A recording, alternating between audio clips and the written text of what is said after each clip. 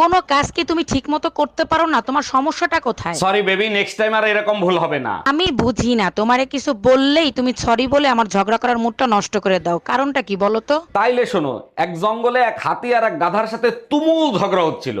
ঝগড়ার কারণ হয়েছে গাধা বলতিছে আকাশের রং লাল আর হাতি বলতিছে আকাশের রং নীল। অনেকক্ষণ ঝগড়া হওয়ার পর দুজন মিলে সিদ্ধান্ত নিল বাঘের কাছে নালিশ দিবে।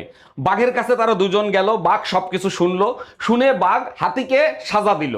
তখন হাতি বলল, আমি তো সত্য কথা বলছি আকাশের রং নীল, তাহলে আমাকে সাজা কেন দিলেন? তখন বাঘ বলতিছে, তুই জানিস ও গাধা, তাইলে তুই ওর সাথে তর্ক কেন করতে গেলি? তার মানে কি বলতে চাও আমি গাধা? এক্সকিউজ মি ম্যাডাম, আমি আপনার সাথে প্রেম করতে চাই, প্রেম করবেন? শালার বুইড়া খাটা শরীরের সব চামড়া গেছে দুতরা দিয়া আইছে প্রেম করতে। আরে ম্যাডাম, প্রেম করেই দেখেন, সময় আসলে সব ধোত্রা চামড়া মিলে একটা মজবুত হাড্ডিতে পরিণত হবে। অরুণ ভাই, আপনি তো দিন দিন দুর্বল হয়ে যাচ্ছেন, ঠিকমতো খাওয়া দাওয়া করেন না। ভাবি, খাই তো অনেক কিছু, কোনোটাই কোনো কাজ হয় না, কি করি বলেন তো? এ ব্যাপারে আপনার রোমিও ভাইয়ের সাথে আলাপ করতে পারেন, সে ভালো বুদ্ধি দিতে পারবে। জিজ্ঞেস করছিলাম, ভাই বলল দুধ খাইলে শক্তি হয়, দুধ দেখলে হয় না।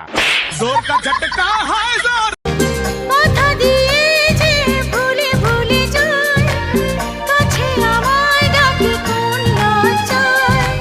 ভালোবাসা সে তো লাজ মানে না, ভালোবাসা ছাড়া কাজ জানে না। এই ডার্লিং, তুমি আজকে আমার একটা সত্যি কথা বলবেই বলবে। আমি ছাড়া তোমার আর কটা বয়ফ্রেন্ড আছে? আমার দিব্যিতে বলো। আরো তিনটে। আরো তিনটে? হায় ভগবান, আমি আমার কি সাদে রেখেছি তিনটে বয়ফ্রেন্ড? বাজারে জিনিসপত্রের এত দাম বেড়েছে, তোমার একার প্রতি আমি অত চাপ কি করে দিই বলো? রেস্টুরেন্টের বিল, মেকআপ বক্সের বিল, লিপস্টিক, এত খরচ তোমার একার পর আমি দিতে পারি চাপ? ভালোবাসি তো না কি? আমি থাকবো না ভগবান। ভাবি, আপনারে তো আর পটাতে পারলাম না, আপনার একটা বান্ধবীর সাথে প্রেম করায় দেন না। আমার একটাই অবিবাহিত বান্ধবী আছে, কিন্তু ওর একটা সমস্যা আছে। একটা সমস্যা তো, ওটা আমি ম্যানেজ করে নেবো, আপনি কথা বলেন। পরে আমারে কিছু বলতে পারবেন না, ও কিন্তু আইসক্রিম কামড়ায় কামড়ায় খায়।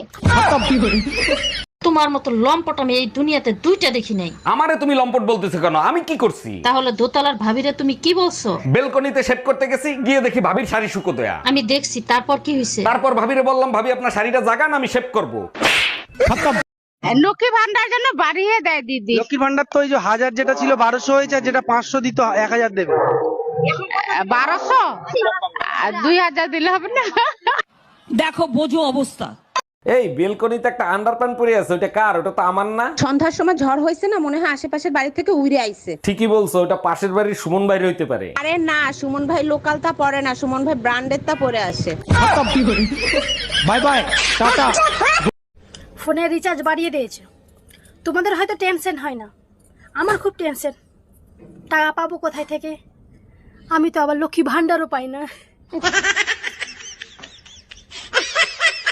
এই কই তুমি? কখন থেকে ডাকতেছি, কথা কানে যায় না? যা বলার এখানে এসে বলো। উকিল আদালতে যায়, আদালত উকিলের কাছে যায় না। আচ্ছা ঠিক আছে, দরজা লাগাতে আমি চলে গেলাম। এখন আবার তুমি কোথায় যাচ্ছ? তুমিই তো বললা আমি উকিল, অন্য আদালতে যাচ্ছি।